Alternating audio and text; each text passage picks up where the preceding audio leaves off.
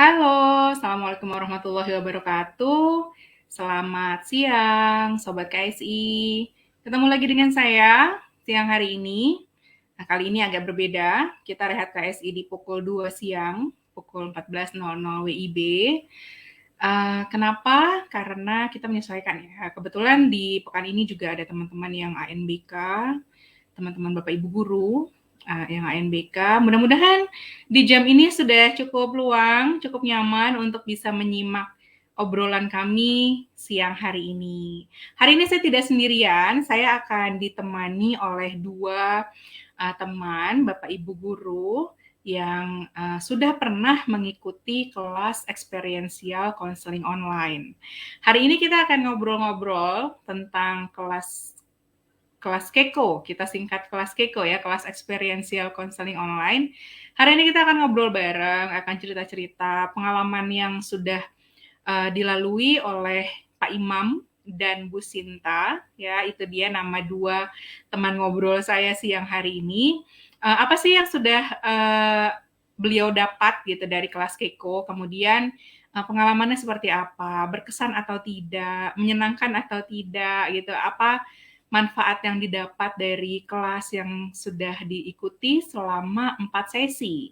Jadi untuk kelas Keko kita mengadakan selama 4 sesi, 4 pekan untuk tiap sesinya selama 2 jam. Mulai dari tahap yang pertama yaitu kelas untuk tahap 1 membina raport. Untuk kelas tahap 1 kita akan buka lagi dalam waktu dekat. Ya, insya Allah di tanggal 16 Oktober kita akan buka kelas Keko tahap 1, batch 5. Nah, sebelum nanti teman-teman memutuskan apakah saya mau ikut gitu, apakah mungkin ini adalah kelas yang saya butuhkan gitu, apakah nantinya saya bisa dapatkan manfaat-manfaat dari kelas itu sesuai dengan yang saya inginkan. Silakan simak obrolan ini sampai dengan pukul 3, 1 jam ke depan. Oke, kita langsung saja sapa teman ngobrol saya siang ini. Ada Ibu Shinta, kemudian juga ada Pak Imam. Sobat Halo, KSI, selamat siang. Assalamualaikum Bu Ya, ya, KSI. Waalaikumsalam warahmatullahi wabarakatuh. Oke, apa kabar Bu Sinta, Pak Imam? alhamdulillah. Baik ya, semua ya sehat. Alhamdulillah sehat. Oke, nah Mbak sebelumnya Iman gimana, sehat ya mungkin Mbak ya? Gimana? alhamdulillah Bu, Pak Imam sehat-sehat juga saya. ya? Udah lama ya, walaupun sebenarnya kalau untuk teman-teman yang baru tahu nih gitu ya, kita setelah Keko tuh pertemuannya nggak berhenti ya Pak, Bu. Betul. Jadi kita Iya. bergabung di kelas member yang setiap pekannya atau setiap bulannya itu kita ada kelas-kelas yang secara khusus memang hanya untuk teman-teman member KSI aja. Jadi kita juga secara berkala punya waktu untuk ngobrol bareng, punya waktu untuk diskusi, punya waktu untuk terus sama-sama mengembangkan diri seperti itu. Nah, mungkin teman-teman di sini kan belum semuanya tahu ya, boleh dong kenalan dulu. Bu Shinta, Pak Imam, dari siapa dulu? Boleh dong kenalan Ibu saat ini bertugas di mana, berdomisili di mana, biar teman-teman yang menyimak juga tahu gitu. Atau jangan-jangan ada teman-teman Bapak dan Ibu juga nih yang lagi nonton kita siang hari ini. Silakan, siapa dulu? Pak Imam atau Bu Sinta? Ladies first, Boleh Pak ladies Imam first. dulu. Oh, ladies first. Boleh. Bu Sinta dulu kali ya. Ya, terima kasih Mbak Iwan, Pak Imam juga. Selamat siang ya. Tapi tetap semangat ya, walaupun sudah siang. Selamat pagi deh. Ya, saya Sinta Yulianti, bertugas di MTS Negeri 21 Jakarta sebagai guru BK dan juga konselor. Saya tinggal di Jakarta Timur ya, di Pondok Lapa, seperti itu. Dan alhamdulillah kemarin saya baru aja selesai, tahun kemarin sih, profesi BK juga, ngambil profesi BK dan sepertinya ketika saya mengikuti ini semakin melengkapi gitu, melengkapi saya gitu. Gitu. Mungkin itu dulu Kalau deh Bu Sinta sudah singkatnya. mengabdi bertugas sebagai guru bimbingan konseling berapa tahun Bu Sinta? Sudah berapa ya? Dari 2005. 2005. Kira-kira Oke. 16 tahun ya? 2000-nya tuh 17 tahun ya? Sekitar 17 17 tahun tahun, ya? ya. 16, Iya. 17 tahun sekitar itu ya kira-kira ya.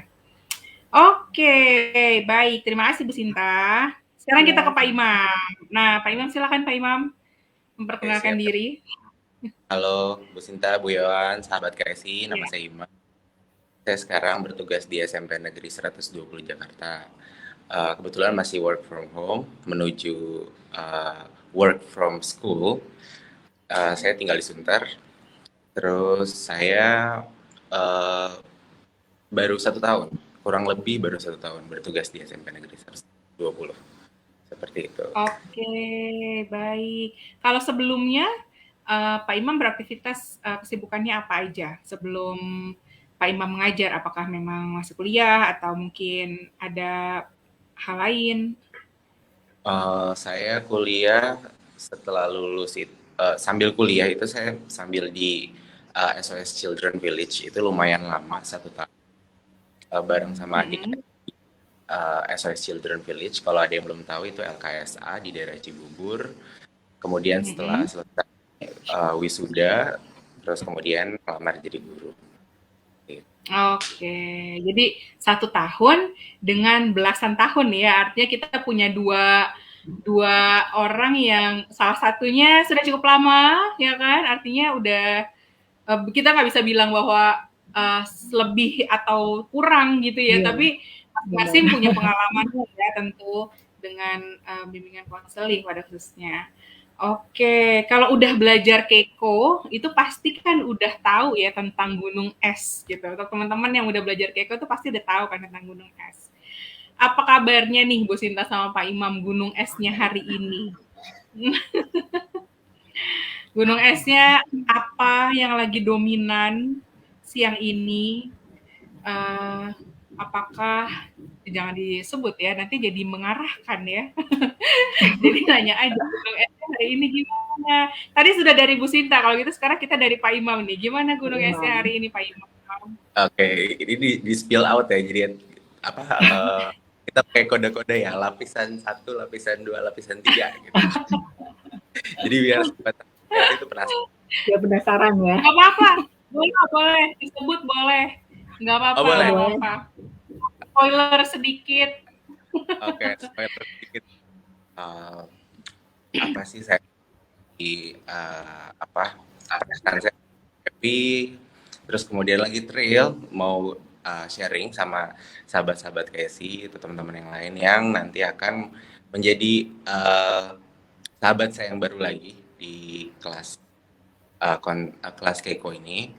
Terus yang lagi dominan di dalam gunung es saya adalah harapan. Saya punya harapan sama diri saya sendiri yang mungkin harapan ini tuh terlihat setelah terpicu mungkin ya, termotivasi dari teman sejawat saya gitu. Wah, kayak teman sejawat saya ini keren banget gitu. Jadi saya ada harapan sendiri di dalam diri saya gitu.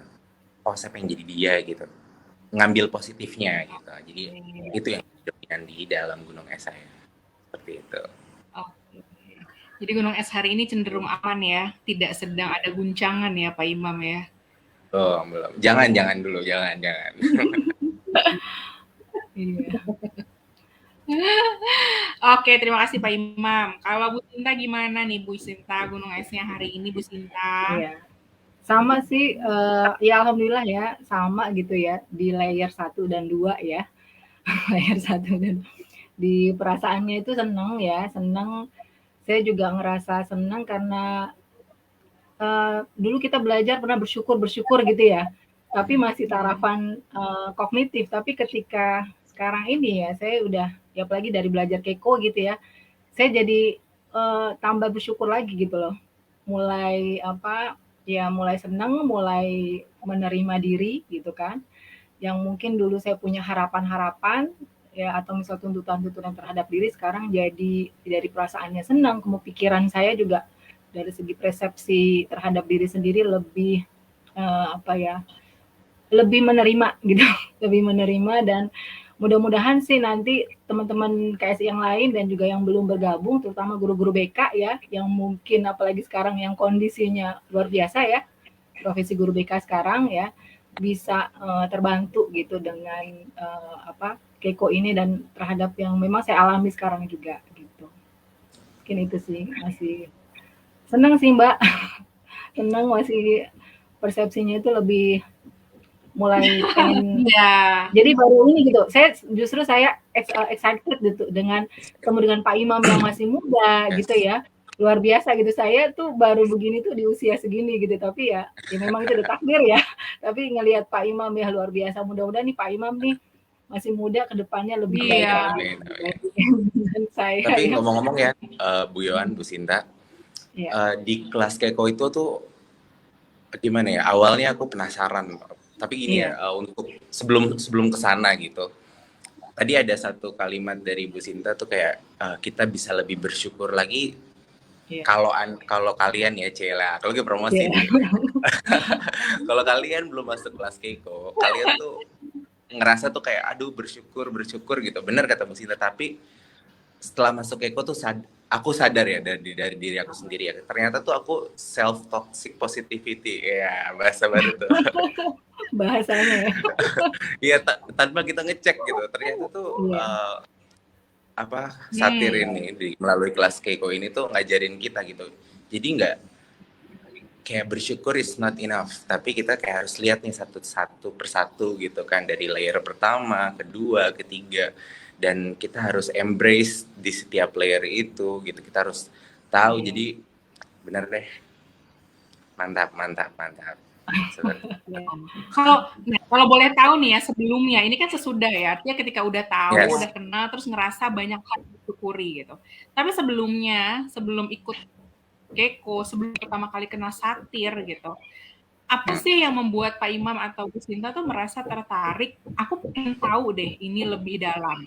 Bahkan sampai akhirnya memutuskan, oke, mau ikut kelas yang 4 sesi, bayar pula ya kan. Artinya bukan, tentu saja kita tahu kan kelas free itu bertebaran gitu kan. Kita tuh kalau bicara ilmu banyak gitu kan ya. Tapi Iya. saya penasaran dengan apa yang membuat tertarik gitu. Pak Imam Coba dulu nih, apa? Silakan aku siapa dulu? ya. Kalau Boleh dulu, Pak Imam. oke. Jadi sebelumnya tuh aku udah curi-curi pandang satir itu pada saat kuliah gitu. Curi-curi pandang gitu. Jadi belum kenalan gitu. Jadi kenalannya cuma CP lah istilahnya anak zaman sekarang gitu. Jadi cuma taunya satir itu konseling keluarga gitu. Taunya cuma itu doang, sebatas itu, dan belajarnya memang sebatas itu gitu. Nah, ternyata ada kelas Keiko ini, aku penasaran nih gitu kan. Daripada aku nggak bisa tidur, terus kemudian juga kepikiran terus, aku pengen dalemin ya apa sih yang sebenarnya satir ini, bener nggak sih sama yang aku pelajari dulu waktu di kampus gitu kan. Ekspektasi aku tuh sebenarnya kayak kayaknya konseling keluarga deh gitu, sama kayak teori-teori yang lain gitu kan awalnya Mbak Yohana. Ternyata pas masuk, waduh, saya garuk-garuk kepala dan saya ngerasa kayak kaget loh, benar-benar kaget. Ternyata ini nggak seperti yang dipikir bagi teman-teman yang baru lulus atau lagi di kampus nih ya, atau yang pernah dapat di kuliahnya tentang teorinya Virginia Satir. Itu kalian tuh kalau makan bubur tuh belum diaduk gitu, masih baru disuguhin. Pas masuk kelas Keiko kalian kaget, itu rasanya macam-macam. Iya. Gitu. Saya sebagai pencinta bubur diaduk senang sekali mendengar tentang bubur diaduk, Pak Imam. betul. Oke. Saya tuh punya juga perasaan excited yang sama gitu. Artinya saya juga tentu kenal tidak tidak dari dulu gitu ya. Tapi nanti giliran saya. Sekarang saya mau dengar Bu Sinta dulu. Kalau itu udah dengar tuh Pak Imam campur aduk lah pokoknya ya. Itu artinya melebihi ekspektasi begitu, Pak Imam. Jelas. Dari apa yang Bapak pikirkan. Jelas. Dari yang awalnya mikir cuma aku pikir tadi kayak ini kayak bawon kali ya, atau kayak minucin gitu, kayak mungkin perdalam lagi gitu. Ternyata nggak seperti yang kalian yang akan masuk kelas Keiko ini kira. Kalian bakal terkaget, terkesima, tercengang, dan terwow lah terkoprol-koprol. Kalau mungkin ada yang denger mungkin mikirnya, ih jualan banget, tapi yang perlu dikasih tahu nih ya teman-teman, kalau saya pribadi ya, memang merasakan begitu banyak hal yang sangat sangat nggak bisa diungkapkan kadang-kadang gitu ya. Kalau Bu Sinta gimana? Iya, kalau saya justru kan memang kuliahnya udah lama banget ya, berapa tahun yang lalu ya. Misalnya saya belum Ya. pernah sama sekali tahu tentang konseling satir ini ya, dulu di kuliah nggak pernah diajarkan juga. Kemarin tuh waktu itu sempat dikasih tahu sama temen yang Bu Windy itu ya, ada Ya. seminar kecil tentang konseling satir, terus saya ikut dan itu saya tertarik dengan gunung es itu. Kan saya itu kan dulu tuh kayak bukan dulu ya, lebih ke arah psikoanalisa banget ya. Jadi kita kalau belajar itu kan, jadi kadang-kadang kalau kita belajar psikoanalisa yang mendalam, kadang-kadang tuh ya mungkin jadi seolah-olah karena kita tahu apa yang kita lakukan sekarang itu efek dari yang sebelumnya dilakukan. Jadi terkadang luka itu tuh nggak sembuh-sembuh gitu ya, luka yang lama tuh nggak sembuh-sembuh. Nah, ketika saya tahu di sini, oh ternyata dia belajar gunung es juga, oh kayak psikoanalisa juga, tapi ternyata ada move on-nya gitu loh, maksudnya jadi semakin sadar. Kalau dulu mungkin ya mungkin apa saya yang memang kuliahnya belum belajar banyak, seperti akhirnya saya sadar terus jadi pengen tahu, oh kayaknya nih tertarik dan saya memang hampir sama dengan apa yang pernah saya pelajaran di PPK itu ya. Saya juga pas ketika PPK itu saya juga udah mulai apa ya, upgrade-nya itu lebih lumayan lah dibandingin sebelumnya. Kalau dulu jadi guru BK bertahun-tahun itu memang luar biasa ya kalau nggak ada update nggak ada update ilmu itu luar biasa ya.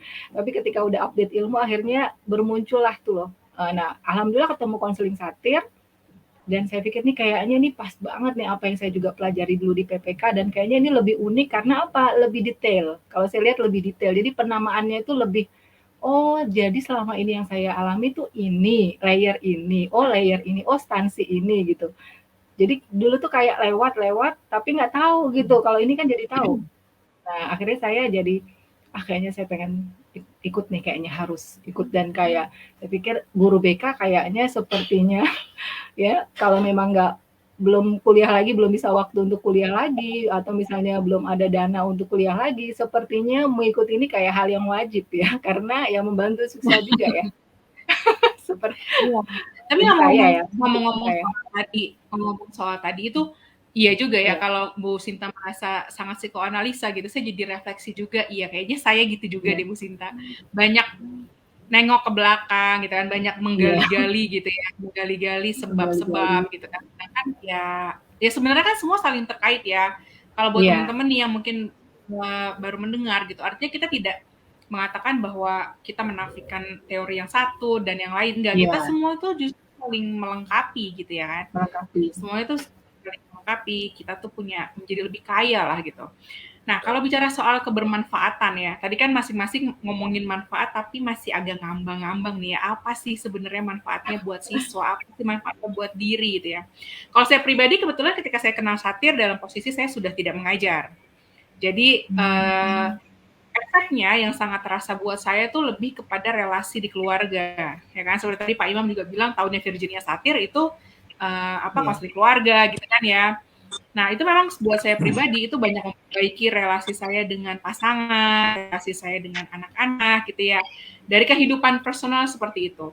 Tapi saya pengen tahu juga gitu, kalau dari Pak Imam atau Bu Sinta, ada materi nggak sih di Keiko yang pernah dipelajari yang membantu sekali gitu, atau yang memang terasa sekali membantu dalam dua hal, dalam kehidupan pribadi dan dalam profesi.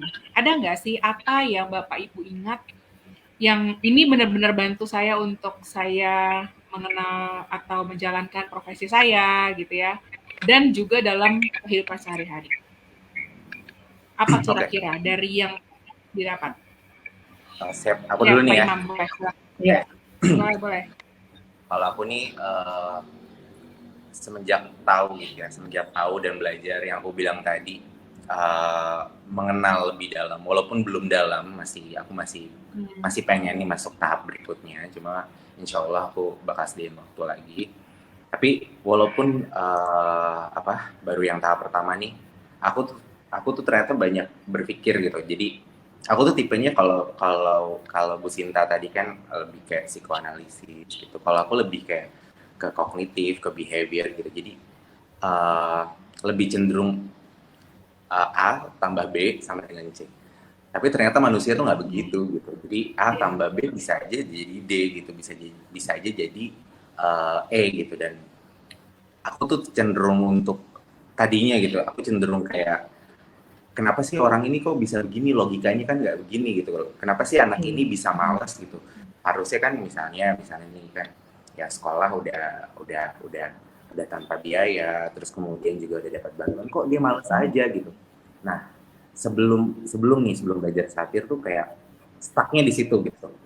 Dan Oh iya. kayak aku lebih kayak ngajak anak itu, ayo dong berpikir, ternyata tuh yang tadi Bu Sinta bilang gitu, setiap manusia tuh kan aku ternyata tuh nggak ngecek gitu gunung es di dalam diriku ketika aku ketemu dengan Hmm. murid-muridku gitu. Jadi aku fokus terus di kognitif, di persepsi aku terus tanpa aku mikirin ya perasaan aku gimana, perasaan dia juga gimana, tanpa aku mengindahkan gitu perasaan anak ini gitu.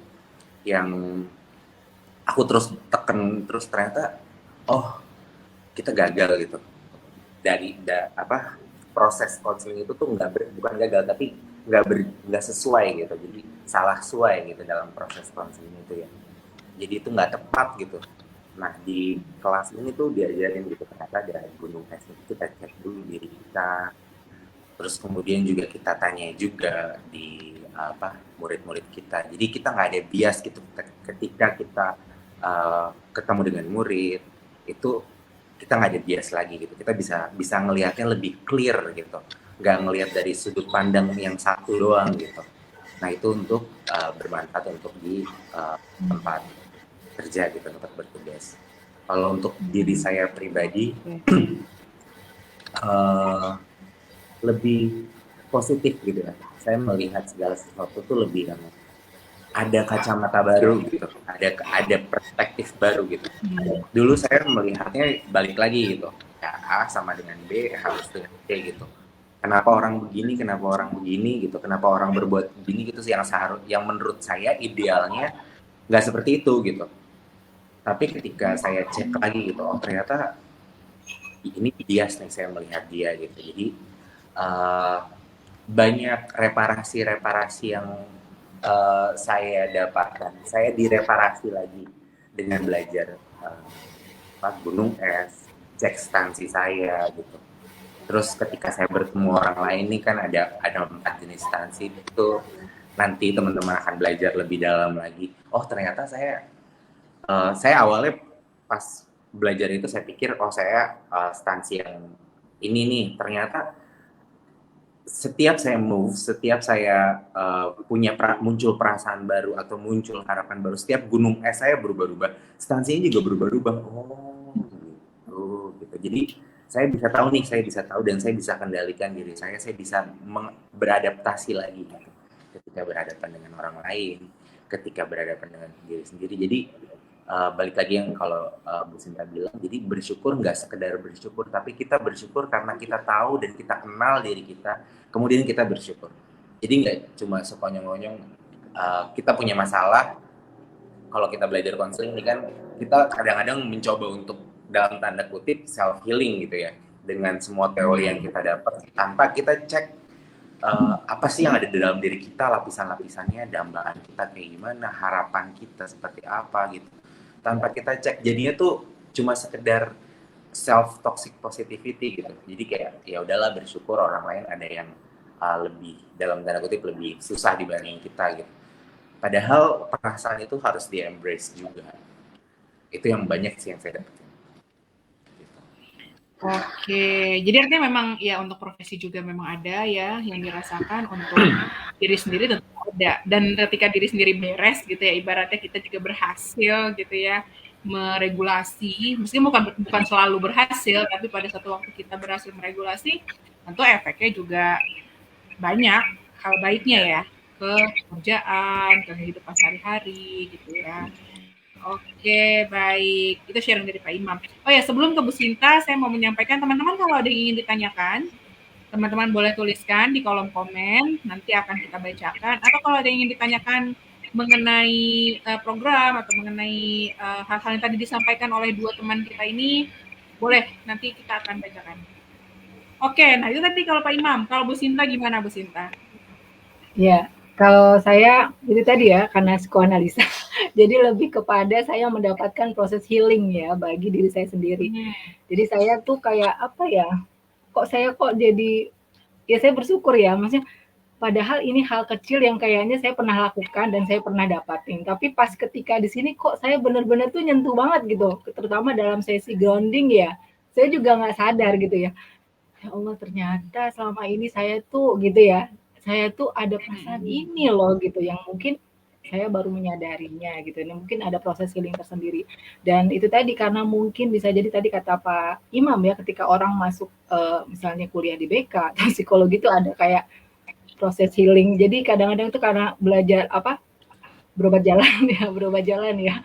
Mungkin seperti itu. Nah, mungkin ada kalau saya dulu sih nggak nyangkanya berobat jalan, cuman saya ada pengen sesuatu yang saya pengen punya sesuatu yang saya punya pengalaman tentang guru BK yang memang nggak baik, terus saya pengen punya apa punya visi gitu ya, punya visi dan memang plus healing gitu ya. Tapi ya mungkin karena itu ya ketika lulus kuliah terus kerja terus ya mengalami ini apa ya saya itu lebih kepada belum ketika belajar kayak kok ini ya saya baru nyadarin oh ternyata selama ini yang saya lakukan healingnya itu saya malah menghealing sendiri gitu ketika konseling ya jadi ketika saya konseling ke orang lain justru saya baru nyadarin oh ternyata yang saya lakukan itu bukan lebih kepada saya baru menyadari gitu apa yang saya lakukan itu lebih kepada healing terhadap diri sendiri gitu jadi saya jadi merasa oh iya, berarti saya harus benar-benar memperbaiki gitu ya.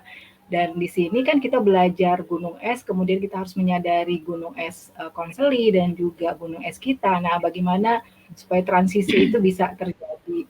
Kalau saya pikir sih ini kayaknya memang itu dapatnya tuh terwawaw lah, istilahnya yang oh ya Allah ini part ini toh. Jadi gitu loh, ketika kita belajar udah lama ya, oh yang dimaksud yang dulu tuh begini, oh ini yang ada di sini gitu loh. Jadi wow gitu sih kayaknya tuh bener-bener melengkapi banget gitu. Apalagi saya yang udah lama Sering ya kuliahnya udah lama gitu loh. iya. Pokoknya ngelihat Pak Imam tuh kan wah ini kalau Pak Imam kan zaman milenial ya. Kalau zaman-zaman saya memang kan orangnya masih psikoanalisa, behavioral gitu ya. Nah, ketika Pak Imam saya juga baru belajar CBT ini sekarang baru ngeh ya, oh iya. Tapi walaupun saya pernah melakukan itu tapi nggak sadar aja. Nah, itu tapi ini benar-benar beda banget nih kalau Pak Imam saya bagus nih bener-bener guru BK milenial ya Mbak Yoni. Iya, iya. Jadi memang di kelas ini juga kita akhirnya jadi belajar ya, belajar juga hal baru karena memang kita sangat terbuka untuk diskusi ya kan. Dan ya tadi kalau dari dua orang yang menyampaikan gitu, kalau boleh dibilang datang dengan harapan menguasai sebuah keterampilan baru gitu ya, atau bukan baru tapi lebih menguasai sebuah keterampilan gitu, keterampilan konseling secara online gitu misalnya. Namun ternyata dalam prosesnya juga mengalami proses penyembuhan diri kan ya, proses penyembuhan diri. Ternyata dalam prosesnya bukan hanya sedang belajar bagaimana menjadi konselor, bagaimana menguasai sebuah teknik gitu kan, tapi yang terjadi juga dalam satir kan juga kita belajar bagaimana kita juga bisa mengenal diri kita dulu untuk membantu orang lain, kita juga perlu ngebantu diri kita dulu. Itu kan sering banget ya kita dengar. Dari zaman kuliah gitu ya, kita sering banget kan diajarkan tentang bagaimana pribadi seorang konselor gitu kan ya. Bagaimana karakteristik seorang konselor yang baik gitu kan ya. Dan semua selalu ada gitu ketika kita bicara tentang itu bahwa kita harus apa. Tapi bagaimana caranya itu yang kalau buat saya pribadi saya menemukannya di sini gitu kan. Bagaimana caranya saya bisa mengenali keadaan diri saya pada saat itu gitu kan. Bagaimana saya kemudian bisa grounding, saya bisa menyamankan diri sebelum saya membantu. Kalau saya pribadi merasakan hal-hal yang sama sih dengan Bapak dan Ibu gitu ya. Kira-kira seperti itu. Gitu. Mudah-mudahan lebih detail ya. Kalau saya itu lebih detail ya Mbak Yohan ya. Kalau saya Ya, sih ngelihatnya lebih detail dan kayak ada kode-kodenya gitu. Kalau dulu mungkin kita tahu tapi nggak tahu kode apa sih nih gitu loh. Pas udah begini, oh ini kode ini, oh ini instansi ini, oh ini layer yang ini gitu loh. Jadi lebih iya. ya lebih detail Nah, lah kalau saya. kalau ngomongin soal stansi nih, gitu. Kalau ngomongin soal stansi, Ya. eh kesulitan nggak sih saat itu gitu untuk memahami uh, dalam proses belajar, kemudian bagaimana akhirnya bisa mengenal stansi dan akhirnya bisa menyadari yang dominan itu yang mana gitu. Mungkin boleh sharing juga kalau Pak Imam akhirnya menyadari yang mana yang dominan, walaupun kita tahu ya kita udah sering bahas nggak cuma satu gitu kan, Yes. semuanya tuh pasti kita ada gitu kan, semuanya tuh keempat Ya. stansi seperti gaming, Iya. placating, super reasonable, irrelevant tuh pasti ada. Namun boleh nggak sih cerita pengalamannya ketika pertama kali kita berusaha kenal stansi kita, pernah nggak itu terjadi? Lalu apakah kita sudah kongruen atau belum? Itu prosesnya gimana yang terjadi sama Bapak Ibu? Kan mungkin beda-beda ya tiap-tiap orang. Dan berhasil menemukan nggak sih gitu? Akhirnya mengenali gitu ya, bukan menemukan, mengenali gitu. Mana yang dominan gitu dalam beberapa waktu belakangan gitu. Pak Bu Sinta dulu nih. Saya dulu. Boleh, Kalau boleh. saya itu kan kayak kalau ngenalin instansi ini seperti kayak mekanisme pertahanan diri dan pelajaran ini ya Hmm. kayak apa kepribadiannya Florence yang 4 kepribadian populernya itu loh kepribadiannya itu. Saya ngelihat dari situ ya. Tapi saya dulu kan sempat bertanya, saya tuh punya kepribadian apa sih gitu. Saya kadang-kadang suka aneh sendiri, kok kadang-kadang saya begini, kadang-kadang saya begitu gitu ya. Nah, pas di instansi ini saya baru oh iya. Jadi kalau saya ngelihatnya saya itu mungkin lebih ke placating dalam sikap. Tapi pas saya belajar lagi nih, pas saya udah ini lagi, oh ternyata ketika dalam hal kognitif saya bisa jadi apa? Saya misalnya saya bisa jadi blaming yang ini ya, blaming yang pertama ya. Saya tuh blaming, tapi dalam hal sikap saya jadi lebih saya placating ya, saya jadi nih placating tuh Ya, kan yang placating. menyalahkan diri ya. Nah, dalam sikap tuh saya Ya. placating, tapi dalam hal kognitif saya blaming ya. Atau misalnya Hmm. misalnya menghadapi situasi itu saya irrelevan. Padahal dalam diri saya tuh Ya. super reasonable gitu. Jadi, nah itu ya. Jadi kayak saya baru oh iya, jadi pantesan aja saya itu selama ini saya bingung gitu loh. Apa sih kok saya kadang-kadang bisa lebih begini, saya bisa lebih begini ternyata dari situasi-situasi itu. Jadi ya itu tadi ya, masih apa namanya suka suka berubah-ubah gitu. Apa namanya, apakah ada anak placating. Tapi sekarang sih udah nyadarin sih. Karena belajar ini saya udah nyadarin, oh ternyata ini saya blaming. Oh, harus begini. Jadi lebih tahu ya. Kalau sekarang sih lebih tahu ya, lebih tahu jadi lebih bisa mengantisipasinya gitu. Ya. Yes. Paling nggak bisa menyadari ketika itu muncul gitu kan, terus Heeh, kemudian memahami ini diberdayakan iya, seperti apa Yes. gitu kan. Betul. Sehingga hal-hal baiknya bisa jadi penguat, bisa jadi pendorong gitu ya. Yes. iya, Lalu jika enggak, maka kita berusaha kongruennya harus apa gitu. Artinya memang iya, nggak bisa juga memang sih ya kita bilang kita nggak mau jadi blaming, kita nggak mau jadi placating karena keempat-empatnya sebenarnya nggak oke gitu kan kalau iya, menjadi terus-menerus kan. Tapi paling tidak bahwa kita bisa menyadari pada saat ini kita lagi blaming nih, gitu kan. Atau pada saat ini saya kok terlalu placating nih, gitu kan. Betul. Kenapa, ada apa, at least itu bisa bikin kita jadi berpikir kan, apa yang harus saya lakukan, bagaimana supaya lebih kongruen gitu. Jadi Ya. iya, kemampuan menyadari saja itu sudah sebuah progres baik ya Bu ya. iya, betul. Sebelumnya kita bahkan nggak notice ini apa, ini kenapa gitu Hmm, kan. iya, Ketika kita akhirnya udah Yes. bisa kenal, kita tahu deh harus apa gitu ya. Betul. iya. Oke, baik Ibu Sinta. Kalau Pak Imam gimana? Kalau saya pada awal itu saya ketika saya dapat nih teorinya nih antara placating, blaming, terus kemudian juga ada super reasonable sama irrelevant. Saya pikir tuh saya awalnya berpikir kayak saya tipe orang yang super reasonable gitu kan. Ternyata semua itu ada di dalam diri saya gitu. Tapi berbeda-beda situasi dan kondisinya gitu. Oh, saya pernah irrelevant nih, tapi saya tidak menyadari saya irrelevant. Saya pernah juga Hmm. blaming, tapi saya tidak menyadari gitu. Waktu itu saya blaming. Saya pernah placating juga, tapi saya tidak menyadari bahwa saya pernah placating gitu. kadang kita mudah gitu untuk melihat melihat keadaan orang gitu ya, tapi sulit gitu untuk melihat keadaan diri sendiri gitu ya. Apalagi kan kita 4 tahun kuliah gitu kan, dengan segala macam teori udah kenyang tuh, udah pusing kan, sampai nggak sampai begadang-begadang gitu ya, demi demi melihat gitu kepribadian seseorang gitu, demi melihat kepribadian konseli gitu. Tapi somehow kita lupa gitu bahwa di dalam diri kita tuh juga ada dinamika kepribadian juga gitu, yang itu tuh harus seperti puzzle gitu. Jadi yang ketika saya lagi irrelevant, ketika saya lagi blaming dan bertemu dengan orang lain atau bertemu dengan konseling, ini kayak main puzzle. Oh, ini yang cocok masuknya kemana nih, pakai puzzle. Eh, jadi kayak kayak main puzzle gitu. Jadi oh, ini giginya di sini nih, ini cocoknya main ini gitu.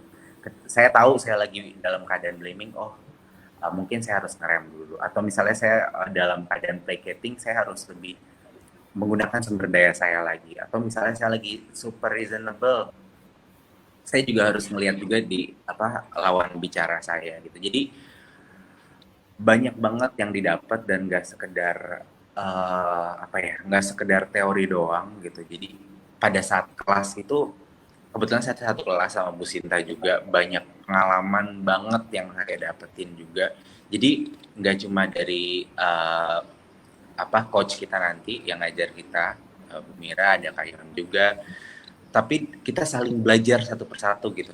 Yang teman-teman kita banyak pelajaran yang intisarinya tuh banyak banget gitu, banyak banget. Dan jujur ya ini guys, ini bahasa-bahasa anak zaman sekarang nih guys, saya nggak di-endorse ya, cuma kalian harus coba dan ya nggak bakal nyesel. Karena kalau di kuliah kita 4 tahun gitu, coba deh kalian untuk self disclosure di depan kelas gitu, beda sama kelas konseling ini, sama kelas keko kita beda. Dan kita benar-benar fokus dan banyak aha gitu, banyak kayak yang tadi Bu Sinta bilang, ternyata saya juga banyak yang ternyata gitu, kayak gitu, banyak ternyata, dan itu menjadikan kita lebih lagi gitu.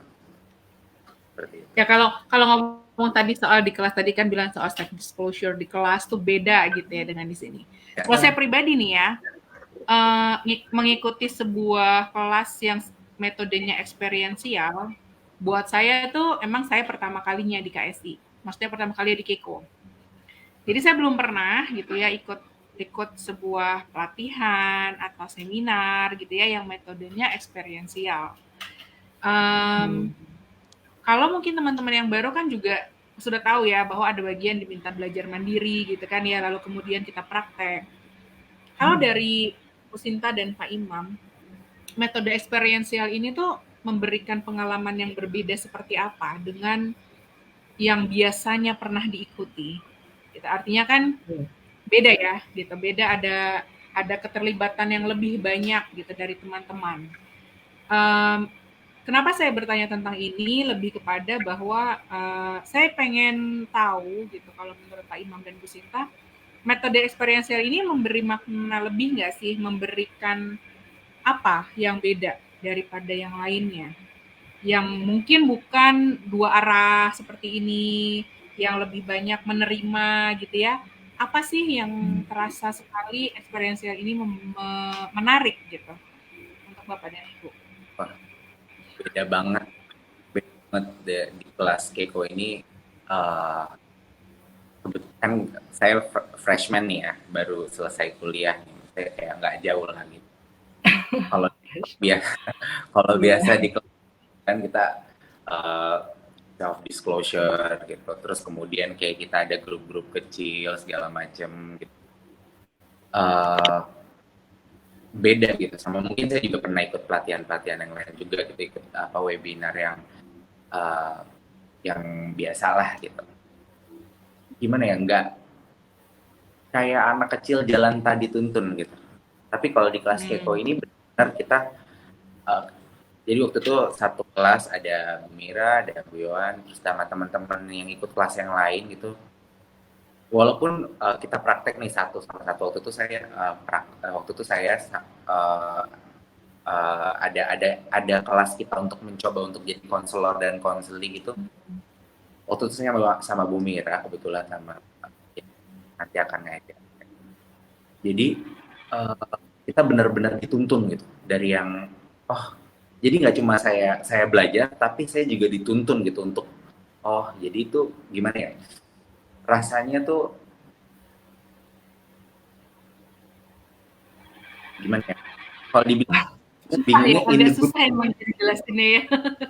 Nggak bisa diungkapin. Paling enaknya ya dirasain gitu ya. Iya, susah gitu. Rasa itu susah diungkapkan tapi diekspresikan kayak sobat-sobat kayak sih, halo lihat muka saya. Jadi tuh rasanya tuh kayak kalian tuh nggak bakal ketemu, susah banget cari yang kayak begini, susah banget. Dalam artian kalau misalnya kita dulu di kelas nih, di kelas kan kita kayak deg-degan gitu kan, kayak aduh antara mau oh ya udahlah antara mau benar-benar self disclosure atau kita milih kasus yang dalam tanda kutip ya kasus itu dibuat-buat gitu kan. Terus berjalan tapi ya teori bilang A harus B, teori bilang A harus B, teori bilang otak kita kan berpikir terus kan, otak kita harus berpikir, apalagi kita misalnya di observer kebaca banget nih begini, si dosennya bakal ngomong kayak gini nih, ini bakal kayak gini. Tapi waktu di kelas Keiko itu, ketika saya jadi observer, jadi ada salah satu teman gitu jadi praktek jadi konselor dan konseling itu benar-benar unpredictable. Ternyata kacamata satir tuh lihatnya lebih dari kanan, kiri, depan, belakang gitu. Sedangkan kalau misalnya di kelas itu kan mungkin gimana ya, yang dibilang tadi gitu banyak yang didapat karena gini, balik lagi guys, teman-teman, bagi yang kalian punya pikiran awal Virginia Satir itu in counseling keluarga, kalian harus coba dan harus gimana ya, ketika saya jujur ya Bu Yon, saya ketika mau ikut kelas ini saya googling, saya lihat segala macem gitu kan, terus karena pusing ya ngeliat jurnal berlembar-lembar gitu dan 16 prinsip itu tuh enggak, ini maksudnya apa sih gitu.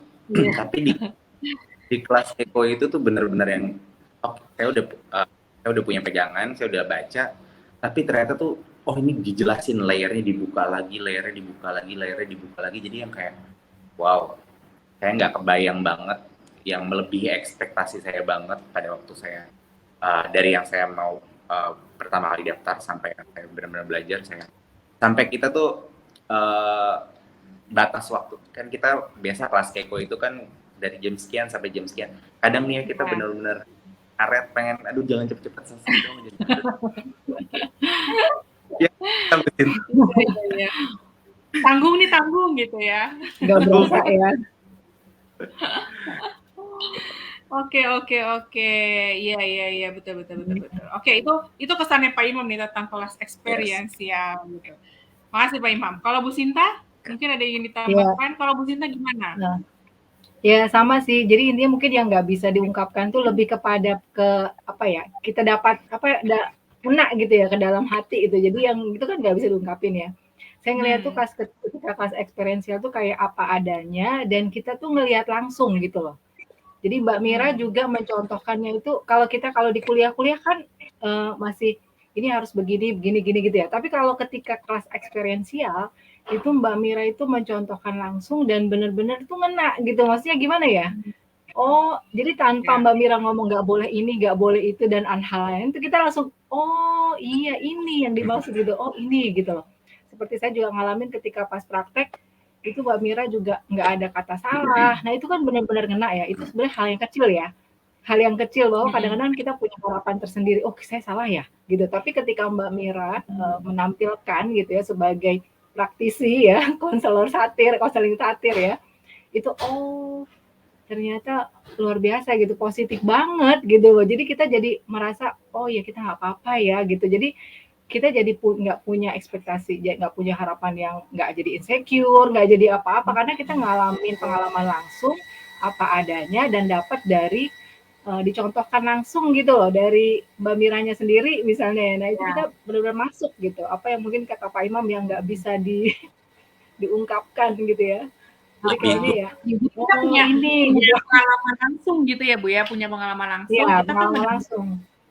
benar punya Yes. experience gitu ya kan, ngalamin yang itu akhirnya jadi sesuatu yang jadi refleksi ketika kita akhirnya mau ngajar, mau konseling gitu ya, kita mau ngebimbing gitu ya. Itu akhirnya pengalaman yang nggak diajarkan seperti itu ya, nggak di list, Iya. nggak dituliskan harus ABCD, tapi ya kita Iya, mengalaminya langsung dan itu jadi sesuatu yang lebih Yes. berbekas ya, lebih membekas gitu, lebih iya. teringat gitu ya. Jadi Mhm. kayak Terjadi punya sama. koneksi langsung, koneksi, oh ini, oh ini, oh ini Oh gitu. ya, Jadi kayaknya tuh terkoneksi lah semuanya kalau saya. betul betul. Dan saya juga itu bakal terjadi di lagi nonton nih yang lulusan BK atau sedang kuliah di BK gitu. Mostly pasti mikir, oh konseling diawali dengan ini, tengahnya ini, berikutnya ini, Hmm. kemudian ini. Itu terjadi di kita semua ya Bu Sinta ya. Jadi kayak kita seolah-olah punya standar patokan gitu, kayak setelah ini harus ngomong gini, setelah ini harus ngomong ini. Tapi ketika Iya kita benar. ternyata kita udah cek nih ya gunung es kita, ketika kita udah cek stansi kita, tanpa kita go with the flow aja gitu istilahnya, kayak oh setelah ini ya begini, setelah ini ya begini. Kalau dulu kan kita berpikirnya, oh, abis ini ngomong apa ya, sampai sampai sampai garuk-garuk, abis ini ngomong apa ya, abis ini apa ya, kita terpaku di situ gitu, terpaku banyak dari kita. Dan uh, aku bisa bertaruh gitu, banyak juga nih yang uh, apa terbiasa gitu seperti itu. Oh, abis nanya ini kita nanya ini nih, abis nanya ini nanyanya ke sini gitu. Jadi terlalu. Nah, ketika kita kenal nih, ketika kenal gunung es, ketika kita kenal apa stansi kita, stansi konseling kita, stansi lawan bicara kita, gunung es lawan bicara kita tuh kita lebih luas gitu. Oh, fokusnya dia di mana nih? Di harapan dia, di harapannya dia kah? Rasanya dia kah? Atau di dambaannya dia, atau mungkin lebih dalam lagi di spiritualitasnya dia gitu. Banyak yang bisa dieksplor tanpa harus kayak A kemudian C gitu. Itu banyak, itu yang dia dapat banget di kelas expert. Iya, betul betul. Nah, kalau kalau tadi dari yang udah dirasakan didapat gitu, Bapak Ibu pernah nggak mempraktekkan, apa namanya, mengaplikasikan apa yang Bapak dapat dari Keiko nih, di sekolah gitu ya, dalam memberikan layanan? Kalau misalnya pernah, boleh dong cerita gitu, apa yang pernah dilakukan? Apakah dalam konseling individu atau dalam bimbingan klasikal misalnya ada bagian-bagian yang dicoba diaplikasikan gitu, dan ada respon yang berbeda nggak sih yang terasa gitu, baik dari klien atau siswa atau dari Bapak Ibu sendiri? Gimana Siapa? nih? Ibu senior dulu deh. Cerita dulu katanya. Sama aja. Kalau mungkin pernah coba, boleh ceritain dong sama kita. Ya, kalau saya sih, jadi gini, kalau ketika belajar tahu ya tentang konseling satir ini, saya jadi punya dulu sih saya pernah belajar kayak kalau di konseling Pancawaskita tuh dia ada teknik BMB3. Jadi berpikir, merasa, bertindak, bersikap, dan bertanggung jawab. Nah, ini ketika di konseling satir itu saya ngeliat persamaannya, tapi ini lebih lebih detail juga ya. Dan saya juga pakai sih untuk ke anak-anak ya. Yang pertama ya memang, saya apa namanya, yang ditanya yang layer-layer itu harapan. Karena kan memang saya basic-nya itu dulu itu memang ke anak itu ya karena psikoanalisa kan itu tadi ya. Memang dari dulu kan melihat menggali kan, menggali. Jadi justru dengan belajar ini ya ada gunung es ini jadi membantu saya lagi melengkapi ya. Kalau saya pikir saya melengkapi banget. Dan tapi lebih mendetail gitu karena lebih ke nanya perasaannya dulu, persepsinya dulu. Jadi si anak juga tahu gitu. Jadi bisa mengeksplor. Dia tuh jadi bisa tereksplor ya. Uh, kan dulu kalau kita punya pikir gini ya, kalau dulu suka guru BK tuh harus positif sama anak. Nah positifnya itu kayak mana kan nggak dijelaskan kan. Ya itu tadi mungkin positif tapi misalnya anaknya bolos, bagaimana harus positif orang dia bolosnya karena macam-macam gitu kan. Nah, karena kan tergali. Nah, kalau kita tahu, oh dia harapannya apa sih gitu kan, oh persepsi dia apa sih. Nah, layer-layer itu yang membantu kita untuk berpikir lebih positif lagi bagi konselor ya, terutama ya. Layer-layer itu mengkonfirmasi gitu loh, mengkonfirmasi bahwa kita itu harus positif karena mereka punya gunung es yang hal seperti ini gitu. Saya pakai sih, saya pakai. Tapi memang kalau untuk konseling online kan sesinya paling satu ya, apalagi lewat chat. Kadang-kadang anak lebih maunya di chat ya, gitu. Dan memang nggak bisa bersesi-sesi karena ada lagi yang anak yang lain, ada lagi yang ini, belum lagi berapa anak, ratus anak kan. Ya begitulah Iya, iya. dunia Tapi cukup guru BK juga ya, untuk Pak bisa Imam ya. digali ya. Oke, iya iya benar-benar juga saya jadi inget juga apa yang Ibu Sinta bilang. Iya betul. Itu memang kadang kita untuk positif harus gimana sih mengertinya, tapi ketika kita tahu harapannya, kita tahu dambaannya, kita tahu itu kita jadi semakin punya pemahaman lebih tentang dia ya gitu. Iya. Oke, baik. Kalau Pak Imam gimana Pak Imam? Pernah coba mengaplikasikan? Apakah ada respon-respon yang berbeda yang didapat setelah itu Pak Imam? Kalau saya, jujur saya belum ya, karena pertama di dalam yang dibilang tadi juga, walaupun di chat juga mungkin kurang optimal dan kurang maksimal juga, karena juga satu dan lain hal juga gitu. Tapi yang lebih kerasa itu mungkin ketika saya bicara dengan teman-teman gitu, atau bicara dengan orang lain. Kalau dulu saya punya prinsip seperti ini. Setiap orang itu adalah buku gitu yang bisa kita pelajari gitu. Tapi setelah saya belajar satir ini ternyata nggak cukup gitu. Jadi nggak cukup belajar. Saya cuma masuk di tahap oh ya udah saya tahu gitu mungkin, dan mungkin saya paham gitu. Tapi setelah saya belajar satir dengan dengan gunung esnya, dengan stansinya, saya lebih ketika saya lihat orang lain ini sebagai buku gitu, saya pelajari lebih yang dibilang tadi kata Bu Zinta gitu, lebih bisa bersyukur lagi. Dan makna bersyukur itu nggak cuma sekedar oh ya udahlah saya harus lebih bersyukur, tapi it bigger than that gitu, higher than that gitu. Jadi saya ngelihatnya kayak lebih wow gitu. Jadi kayak ternyata tuh pandangannya tuh lebih luas lagi. Jadi kacamata saya tuh lebih luas lagi melihatnya. Jadi ketika ada salah satu teman saya curhat gitu tentang kehidupannya dia gitu. Kalau dulu mungkin sudut pandang saya, ya kan kamu dewasa, ya kamu bisa berpikir gitu kan. Kamu juga tidak mengalami kecacat fisik gitu. Kenapa nggak cari kerja gitu kan? Kalau sekarang lebih melihatnya tuh kayak oh ternyata ada udang di balik batu, ada udang di balik rempeyek yang saya nggak lihat, ternyata tuh ada di situ gitu, tentang perasaannya dia gitu. Dia nggak bisa tidur, setiap hari dia nggak bisa tidur gitu. Kalau dulu saya ngapain nggak bisa tidur, mending kamu tidur, setelah kamu tidur kamu tuh berusaha gitu, besoknya bangun untuk berusaha lagi, cari kerja lagi. Memang ini kan kebetulan ini saya sharing ya, jadi Bu Yan. Iya, nggak apa-apa. Jadi kebetulan di pandemi ini kan memang lagi sulit gitu, dan saya ketemu salah satu teman saya yang mengalami kesulitan. Dulu saya jadi self reflected nih. Dulu saya akan berpikir seperti itu. Ya ngapain pakai begadang sih gitu kan. Begadang ya rugi sendiri. Besokannya nggak bisa bangun pagi. Terus kemudian nggak bisa cari kerja gitu kan. Ternyata tuh nggak sesimpel itu gitu. Nggak semua ketika kalau kata Mbak Mira itu kan saya kan akhirnya dapat pencerahan gitu. Kalau kita bicara yang sama-sama tingkat persepsinya kuat gitu. Misalnya saya kan lebih kognitif, mungkin akan nyambung.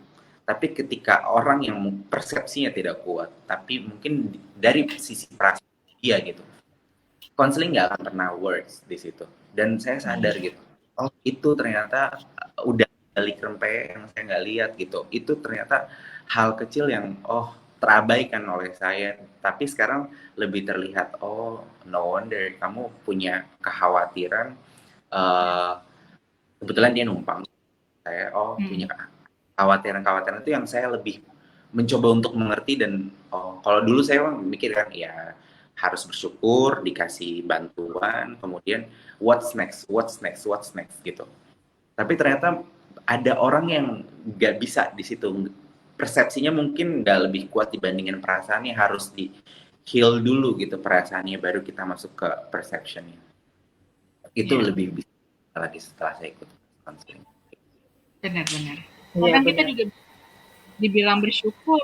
Kadang kita dalam kondisi yang tidak kongruent itu kita kan bingung. Bersyukur itu saya Ya. harus apa gitu kan. Ya. Bersyukurnya kita tahu harus bersyukur dari sisi spiritual gitu ya. Namun how to gitu kan. Kayak kadang-kadang bingung ya nggak sih gitu. Bingung. Oke. Ketika kita akhirnya kenal, tahu, kita juga bisa membantu diri kita atau membantu orang lain ya dengan itu. Oh. Ya, sama-sama, hampir sama dengan yang juga dirasakan. Ya Permasalahan gimana Pak bukan, Imam? iya betul, seperti permasalahan tuh bukan terletak dari masalahnya, tapi bagaimana dia menghadapi ya. Iya. Itu salah satu. Itu emang salah satu quote favorit saya juga ya, problem is not the problem gitu ya. Coping is the Itu problem, saya ajarin gitu juga kan. tuh sama murid-murid juga tuh. Yes. Iya. Ini kayak hari ini aja juga kan lagi-lagi gitu ya. Mungkin kalau yang nyimak rehat saya sebelumnya sama Bu Mira, lagi-lagi sekitar zuhur saya baru menyadari laptop yang biasa saya pakai nggak ada. Terus saya kayak, gimana nih gitu kan ya, lagi-lagi harus pakai si laptop gelap ini gitu. Itu udah cukup, biasanya itu akan cukup membuat saya panik, membuat saya ngerasa nggak nyaman dan sebagainya gitu ya. Mungkin buat orang lain itu sederhana gitu, tapi ya artinya Allah ngapain sih gitu aja gitu kan. Cuman artinya punya alasan-alasan kenapa saya tidak nyaman gitu kan. Dan tapi ya itu, problem is not a problem gitu kan. Tapi cara kita meresponnya lah gitu kan, yang membuat kita akhirnya bisa memutuskan kita akan apa gitu. Betul. Nah kalau setelah kelas kepo ini kan udah banyak banget nih tadi ya yang di-sharing, udah banyak banget hal-hal yang bisa dibilang bermanfaat. Ini juga ada pertanyaan tapi nanti akan dijawab di akhir ya. Ada yang bertanya juga tentang program Keiko gitu. Nah, sebagai informasi nanti saya juga mau infokan pada teman-teman bahwa ada kelas member. Tadi juga sempat saya singgung. Kalau yang dirasakan kelas member nih memberikan manfaat nggak sih buat Bu Sinta dan Pak Imam? Pernah hadir nggak ya? Kalau Bu Sinta sama Pak Imam sudah pernah ikut salah satu kelas member belum ya? Udah pernah. Sudah ya, pernah ya. Oke, pengen tahu gitu. Kalau kami kan tentu ingin berusaha memfasilitasi gitu ya, memberikan ruang diskusi gitu ya, pengembangan diri gitu. Hal-hal itu terasa nggak sih, apa didapat nggak sih gitu oleh Pak Imam dan Bu Sinta dari kelas-kelas yang kami adakan gitu, terutama di kelas member yang memang khusus hanya bisa diakses oleh teman-teman member. Siapa yang bisa jadi member? Yaitu yang sudah ikut kelas eksperiensial. Jadi mungkin teman-teman yang misalnya pernah ikut webinar gitu ya, KSI gitu, memang belum punya akses untuk jadi member gitu, kecuali sudah pernah ikut kelas eksperiensial. Kalau boleh berbagi gitu ya, apa sih menariknya gitu dari kelas-kelas member yang pernah diikuti oleh Pak Imam dan Bu Sinta? Atau di grup mungkin gitu ya, atau mungkin di kelas gitu. Saya berapa kali ikut kelas member di Facebook, lebih dalam lagi bicara soal stansi gitu. Jadi ketika kita di kelas, jadi gini, apa ya, kayak ada main course, ada dessertnya, ada jadi kelas-kelas apa member kita tuh dessert yang ibaratnya tuh kita udah makan besar nih di kelas Keiko nih, jadi ada pudingnya, ada kuehnya gitu, jadi lebih dalam lagi dibahas lagi, misalnya kayak kemarin kan bahas tentang kelebihan super reasonable atau kelebihan irrelevant. Ternyata tuh kadang gini, ketika kita di kelas pun kan kita fokus di pengalaman kita ya. Jadi fokus di pelajarannya gitu. Nah, di kelas-kelas member berikutnya ini kita dapat dikuatkan lagi dengan ada tambahan baru. Apalagi kemarin itu Mbak Mira kasih kita surprise kelas member salah satu teknik dari satir yang Nah, nanti teman itu akan terwow-wow lagi seperti itu. Nah, saya oke, oke. Salah satu teknik konseling satir ya, teknik konseling satir tuh banyak banget gitu. Jadi emang banyak banget. kita ajarin ke teman-teman yang udah jadi member supaya terus kita berkembang bersama gitu ya. Bu Ya, Sinta juga ya pernah ya waktu itu ya. iya, iya. Istilahnya Hmm. kayak pengayaan ya. Tadi benar kata Pak Imam, ada dessertnya, ada pinter nih kalau Pak Imam kalau mengungkapkan ini Ada kalau manis-manisnya ya Bu, kalau dessert ingatnya oh ya, manis-manisnya. Manis. ada dessertnya, ada ininya Oke. sebagai pengayaan dan tambahan Eh, ya. Hmm. Ya pokoknya ya jadi ya itulah, udah kenyang istirahat sebentar, terus makan manis-manis lagi, seger lagi gitu ya. Ada Entar di ini. hari yang lain kita ketemu Iya. lagi gitu ya. Oke, kalau menurut Bapak Ibu worth it nggak sih sebenarnya? Nggak gini, banyak teman-teman yang kadang menanyakan Iya. tentang ada tidak kelas Keko free-nya gitu ya. Kalau kami pribadi berusaha sekali, maksudnya KSI ya gitu, berusaha sekali untuk membuat ini seterjangkau mungkin gitu ya, seterjangkau mungkin gitu. Kami memang belum bisa memberikan kelas Keko Iya. secara gratis, kecuali kelas webinar gitu ya, karena memang hal-hal yang tadi Bapak Ibu ungkapkan gitu, kami memang memfasilitasi tiap-tiap peserta satu persatu. Uh, Boleh nggak sih memberi memberi apa ya? Memberi informasi. Worth it nggak sih sebenarnya apa yang sudah dibayarkan dengan yang didapat gitu. Sebagai informasi Iya. nih kebetulan ada Bu Satimah konselor bertanya. Sebelum dijawab ya Bu, saya coba bacakan dulu. Ini oh ya Bu Satimah konselor mengatakan alhamdulillah bisa bergabung. Bu Sinta keren, Bisa Kak tiba teman Imam. saya.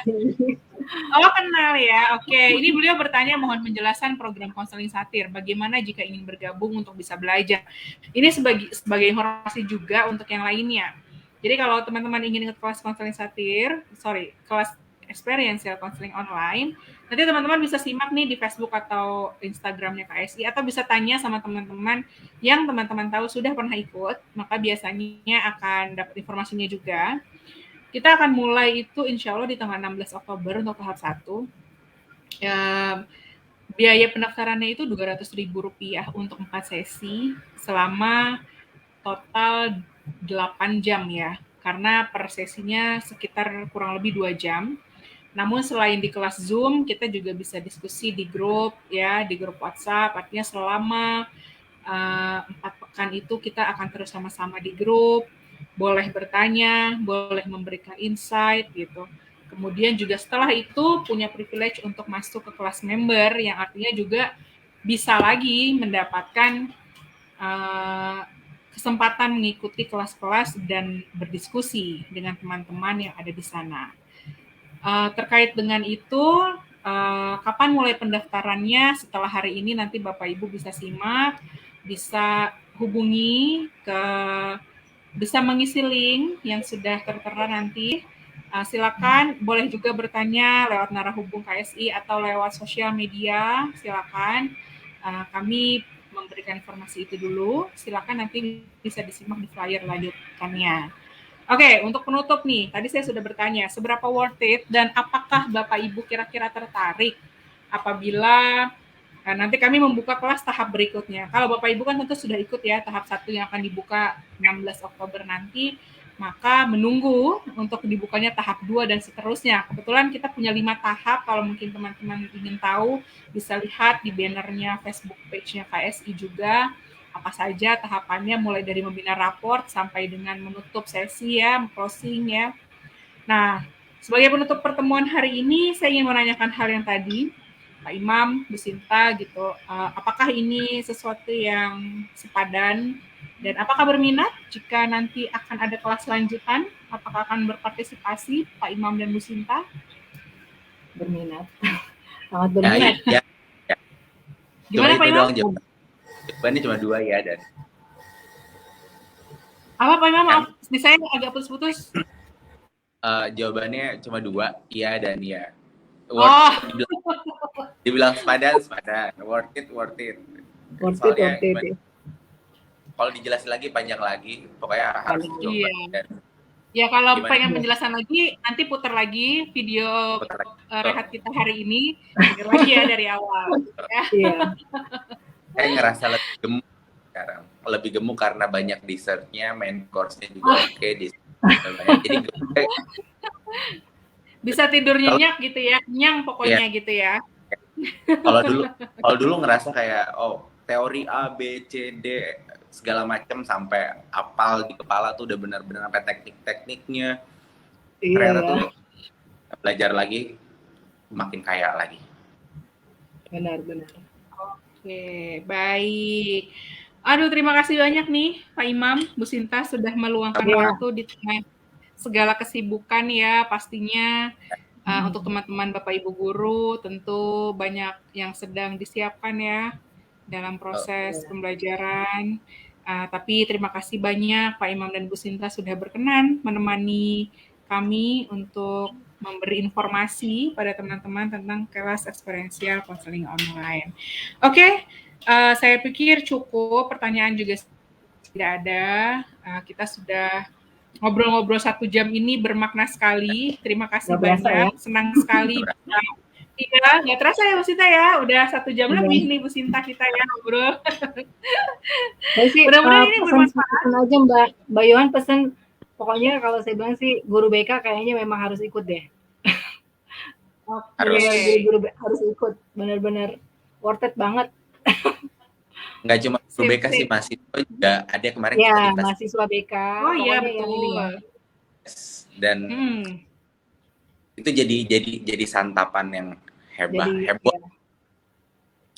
Nanti dapat yang terwow benar. Terkopro. Kita punya obrolan baru nih Bu Sinta ya, terwow nih ya dari Pak Imam ya. Kita dessert manis ya. Benar. Aduh, terima kasih banyak nih. Saya juga senang sekali bisa ngobrol lagi, ketemu lagi ya kan. Ya, nanti kita ketemu lagi insya Allah di tahap berikutnya. Oke, Bapak Ibu yang berminat, Bapak Ibu silakan nanti boleh bertanya pada teman-teman yang sudah pernah mengikuti, boleh juga menghubungi KSI. Sekali lagi terima kasih, mudah-mudahan pembicaraan kami hari ini bermanfaat untuk Bapak dan Ibu yang menyimak, juga untuk mungkin teman-teman mahasiswa juga, gitu, tidak hanya Bapak dan Ibu guru yang sudah bertahun-tahun menjadi konselor, tidak gitu, tapi kelas ini terbuka untuk siapa saja yang ingin belajar tentang konseling sortir.